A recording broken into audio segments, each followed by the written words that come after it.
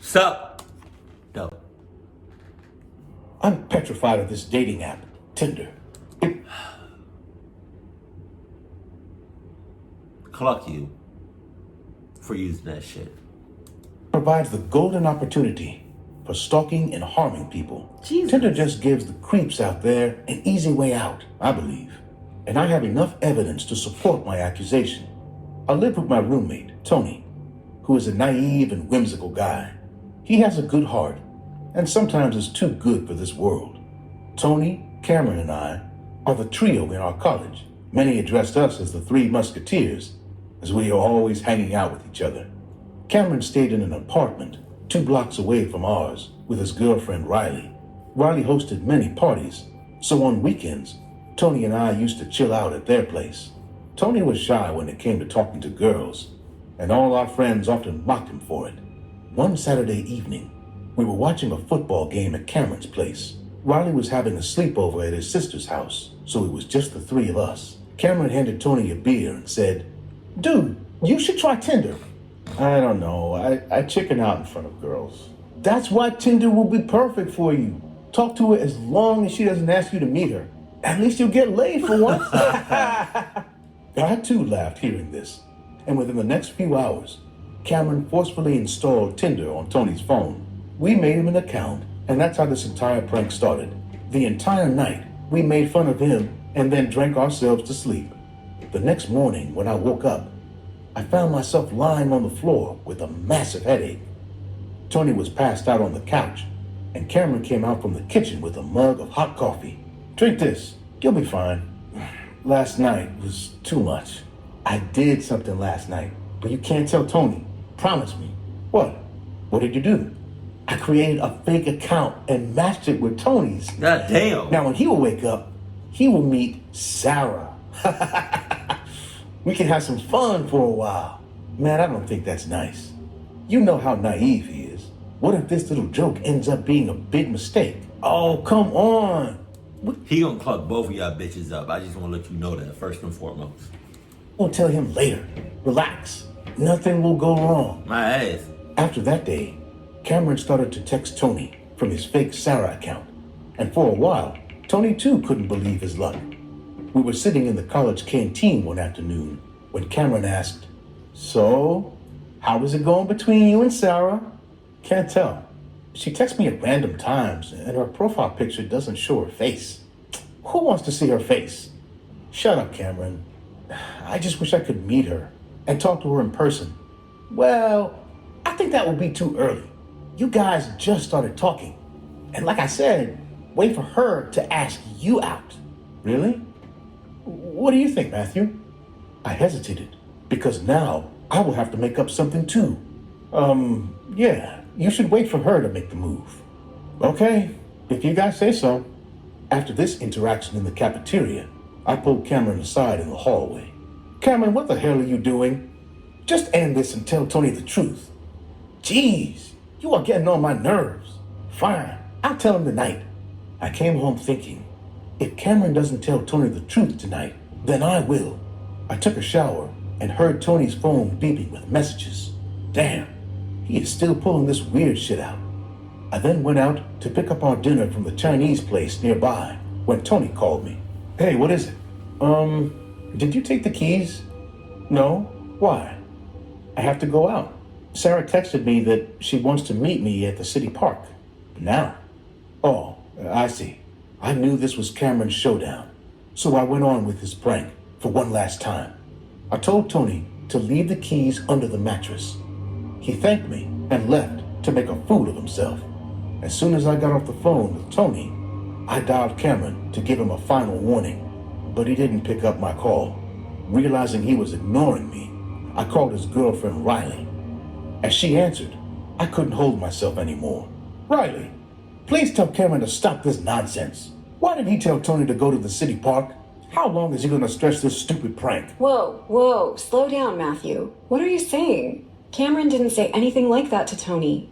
You don't know? He is using a fake profile in Tinder to make fun of Tony. He just texted Tony, Please, just let me talk to him. No, you're not getting it. Cameron can't text Tony or anyone because he just lost his phone while coming home. Someone stole his phone during his bus ride. That dumbass didn't even put a lock on his phone. He's gone to the police station to file a complaint. There's no way he can contact Tony. Wait, does that mean the person who has his phone? Oh my God! I didn't let Riley finish and started to run in the direction of the park. It was 7:30 already, and I was very well aware of how stranded the park gets after dark. Whoever stole Cameron's phone is now trying to track Tony using his fake Tinder account. I tried calling Tony again and again, but my call was going straight to his voicemail. I prayed to God for his safety. I wasn't looking anywhere, just pushing people away from my way and running at full speed. Within 7 minutes, I reached the park gate. There was no one around. I started to look around in that huge deserted park. Tony! Tony, where are you? I was calling out to him, but I heard nothing back. I must have searched for a minute when I heard voices coming from a distance. I slowly tiptoed to a bush and peeked in. What I saw made my heart skip a beat. Tony was lying unconscious on the ground under a tree, and a man was lunged over him. There was a big scar on Tony's forehead, and a bloody rock was lying next to him. It seemed like this man hit him on the head unexpectedly. The man seemed very weird and freaky. He was staring at Tony's face with a hungry look. Oh, what the hell is that? Coronavirus. At the first glance, I thought he was probably planning to rob my friend, but what he did next made me nauseous.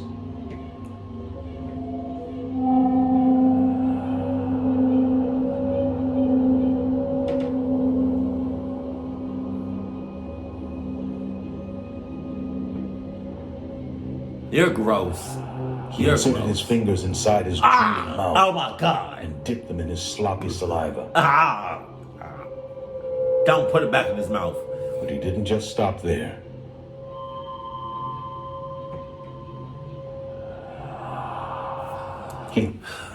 I would have said, God damn. It's already bad enough that this random ass person put his fingers in his mouth. But then you put those same fingers back in your mouth, and then you about to put it back into his, I would have said, off in the distance.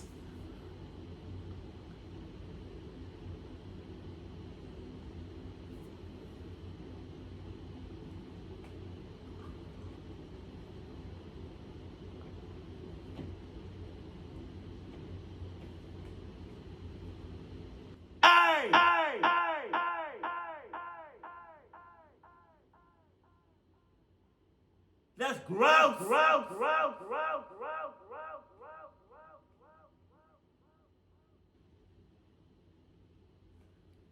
He shoved his spit-covered fingers inside my unconscious friend's mouth and started to enjoy every moment of it.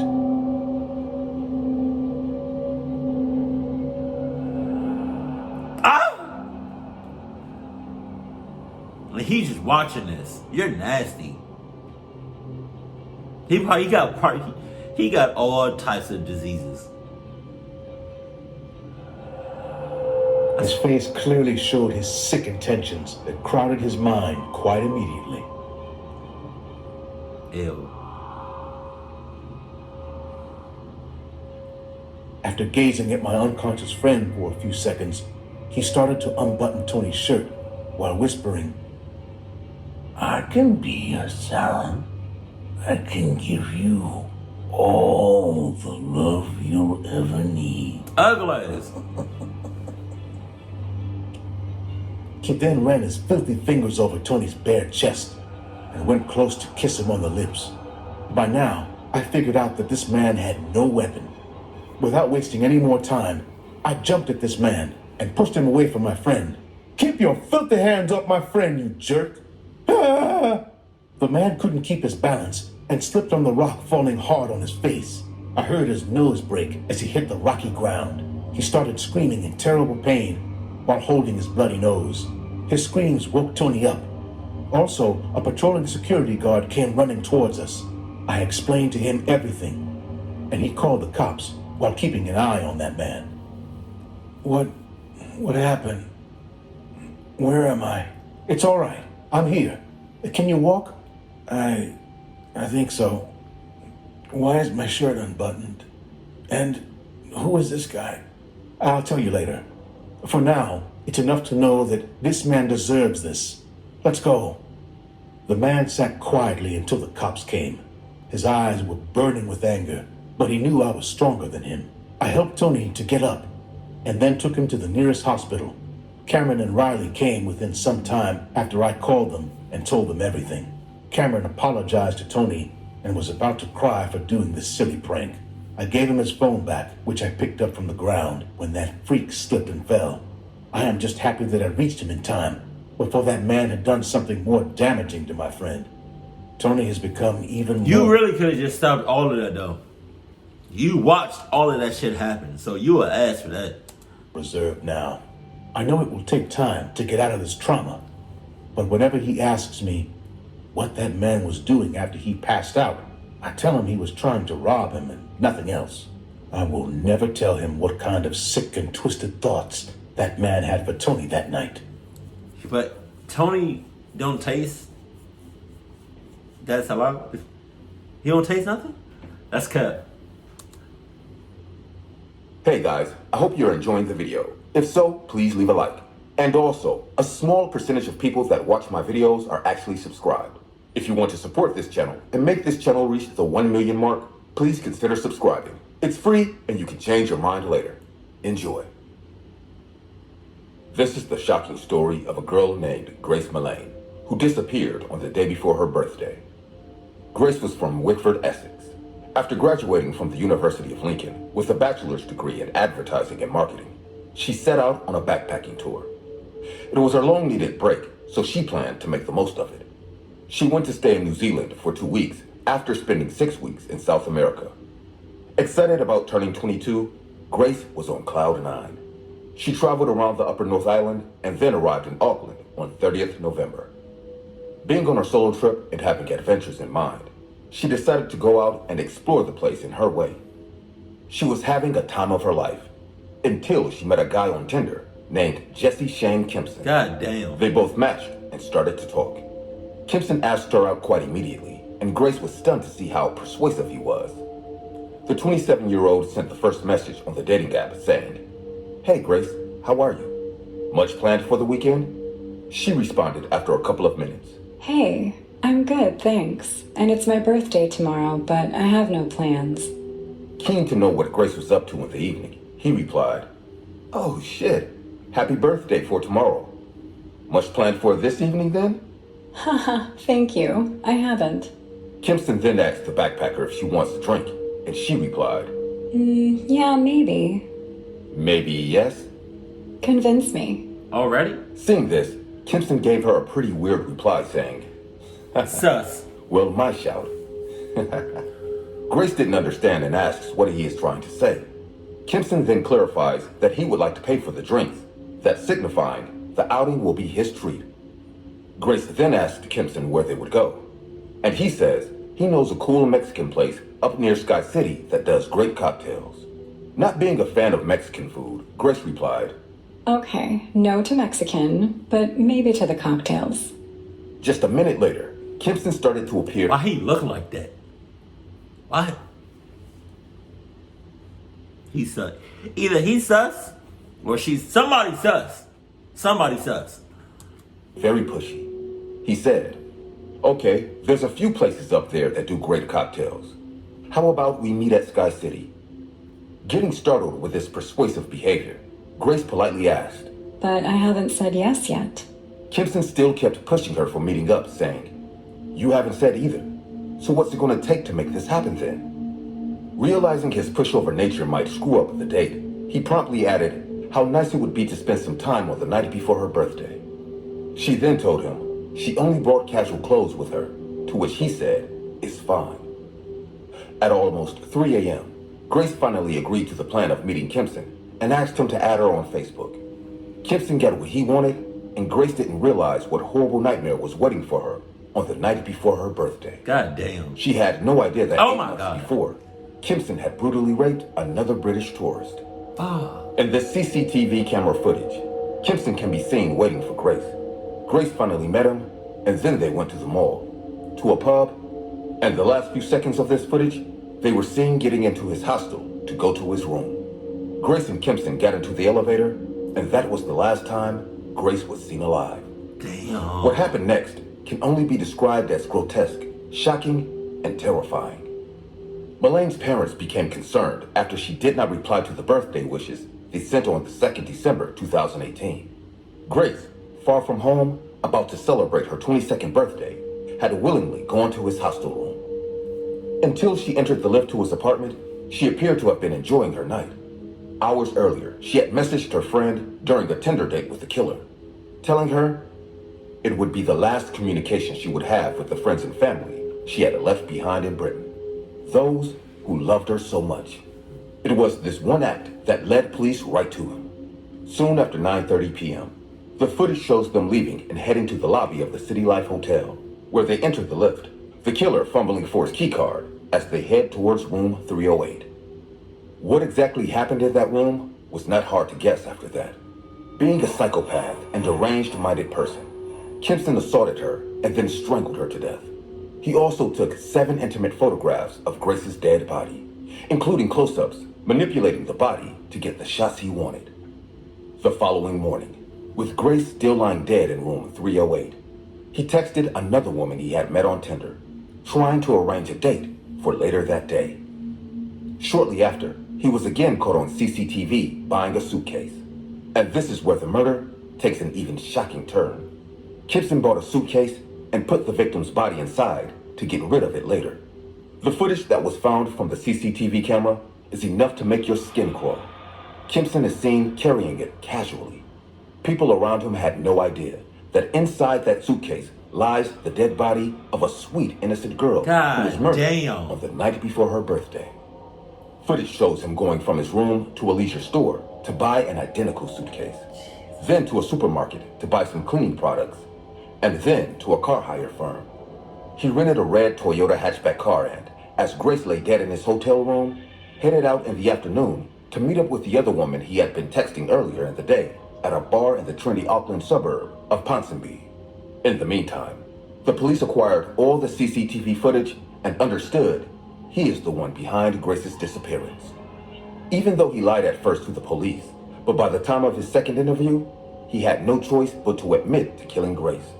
He said that he choked her and had no remorse for the devilish acts he did to this poor girl. The jury found him guilty. During his trial, he was described as a sociopath who made some of the women he met or communicated with on Tinder highly uncomfortable. It later emerged that he took another British tourist out on a Tinder date before bringing her back to his Auckland motel room, 8 months before he killed Grace. Kimpson raped the tourist, then 21, while she lay on the bed crying and frozen with fear after she refused to have intercourse with him. She kept the attack secret until she recognized Kimpson from the media coverage the day he was charged with Grace's murder. For many months, his identity was protected by the justice process in New Zealand, but that was finally removed when he lost an appeal against his conviction and sentenced for murdering Grace. He was jailed for 17 years, to run concurrently with the other 2 sentences of 11 years. It was late night when I feel like anybody that commits any type of murder, you kill somebody, it's death. I mean, not death, life. Unless under very specific, circumstances. But other than that, for the majority of the time, if you kill somebody, you should get life. At least. Had an alert on my phone.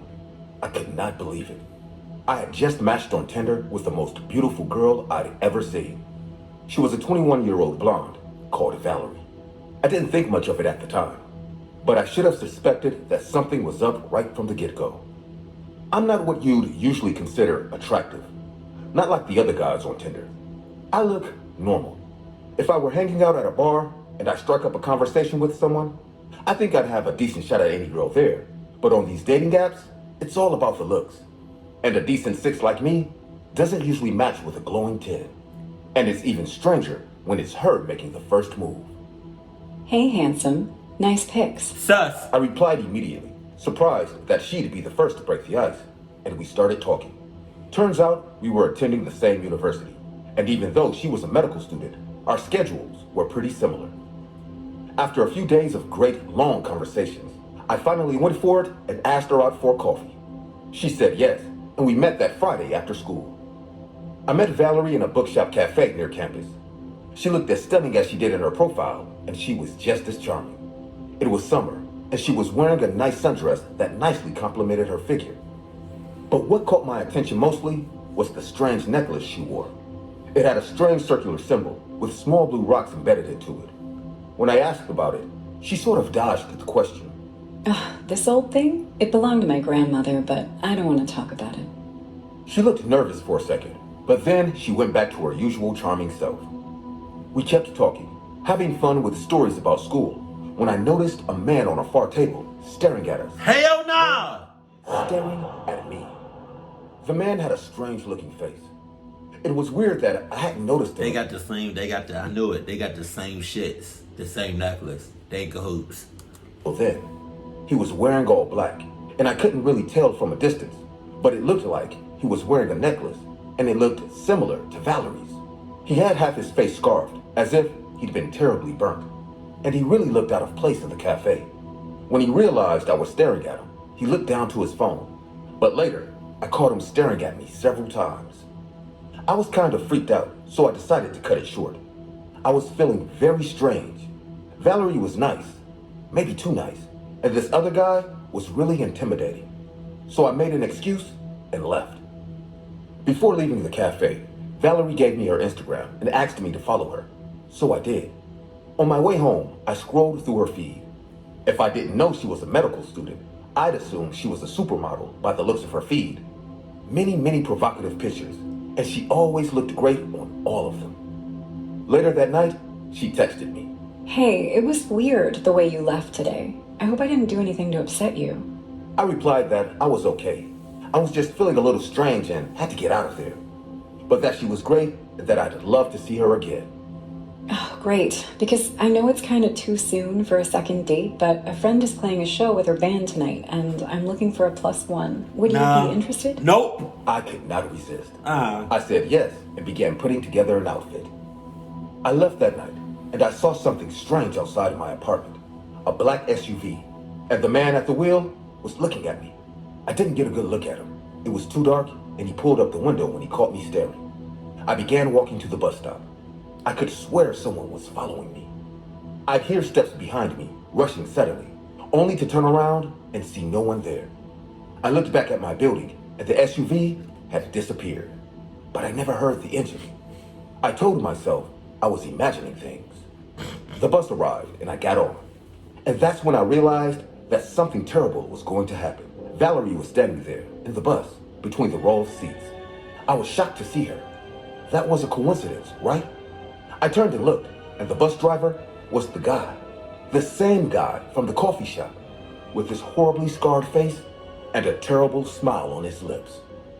Valerie said, I'm so glad you made it. She had a sickening grin on her face. There were other people in the bus, all men, all wearing black, and with the same necklace she had around their necks.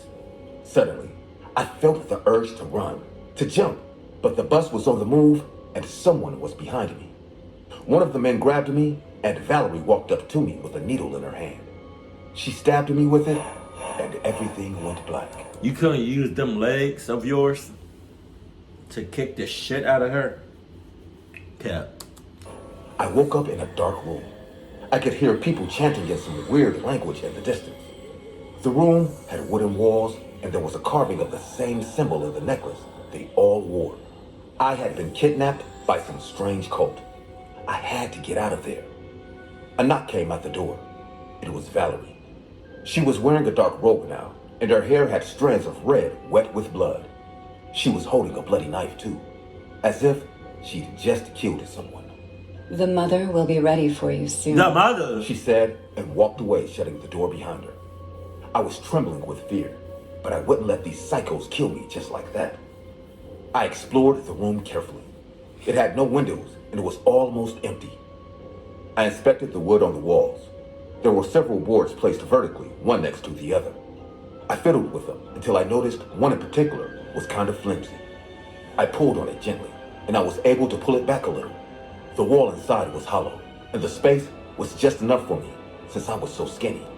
I managed to pull the plank all the way without breaking it, and I got inside the wall. Then I pulled the plank back in place.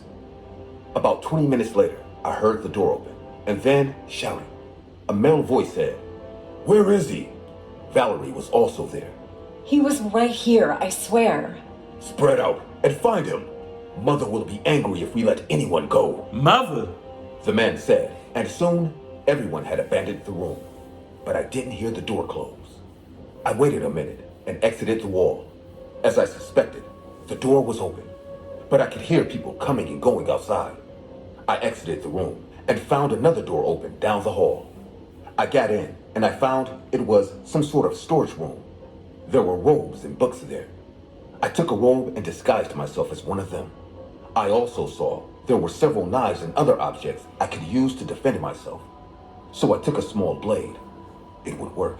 Really? I had A small ass blade. There was a big ass knife on that table. You want to take a small blade? My ass. I'm going now for the kill. never hurt anyone before, but I was decided to escape that place. I went outside. I had the knife hidden in my sleeve.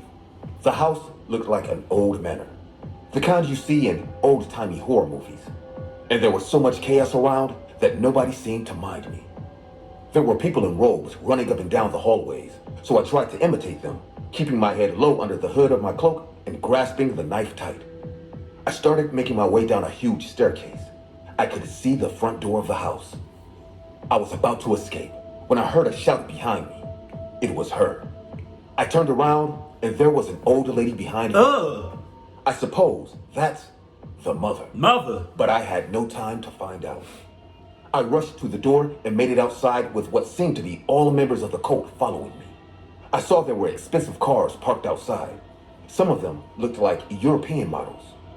These people, whoever they were, had money. There was a man smoking a cigarette next to one of the sports cars. The car's door was open. So I threatened him with the knife until he gave me the keys. I got into the driver's seat and broke through the front gates. I could hear the other cars behind me, but this thing was fast, so I quickly lost them. After all that happened, I moved back across the country. I decided to stay with some relatives for a while. I went to the cops, but they told me that when they went to the house, it looked like it had been abandoned years ago. I told them it couldn't be, because it was full of people, but they assured me that there was nothing wrong. To this day, part of me is always looking over my shoulder, hoping the cult never catches up to me. I know they're still out there. All I know for certain is this. I'm never going anywhere near those damn apps ever again. I don't know why you did it in the first place. It's Tinder. It's Tinder. It's Tinder. It baffles me that